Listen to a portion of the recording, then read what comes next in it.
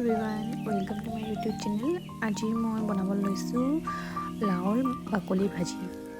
চবেতো খায়ে পাইছে চাগে। কিছুমানে সুদাকৈ ভাজি কৰি খায় লাও বাকলিখিনি, কিছুমানে আকৌ আলুৰ লগত ভাজি কৰি খায়। আলুৰ লগত ভাজি কৰি খালে সোৱাদটো বেছি আহে।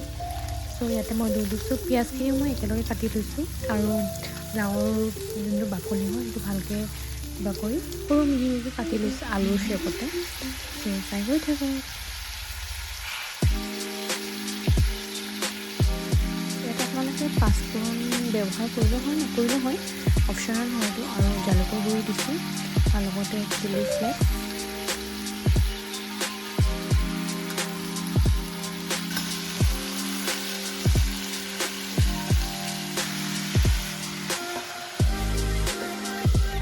ভালকৈ ভাজি কৰি লৈ অলপ সময় ঢাকি দিম। আকৌ চেক কৰিম যে ভালকৈ সিজিছে নাই।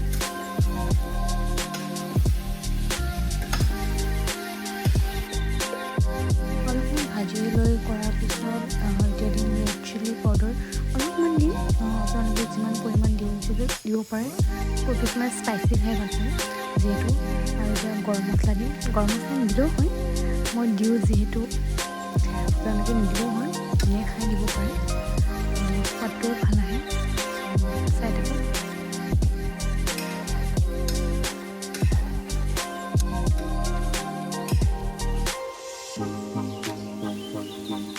ভাজিখিনি অলমষ্ট হৈয়ে গ'ল, আৰু এইটো আমি ৰুটিৰ লগতো খাব পাৰোঁ। ৰুটিৰ লগত খায়ো ভাল লাগে, আৰু ভাতৰ লগতো খাই ভাল লাগে। খাই চাবচোন, আপোনালোকে ট্ৰাই কৰি চাব কেনেকুৱা লাগে আৰু জনাব।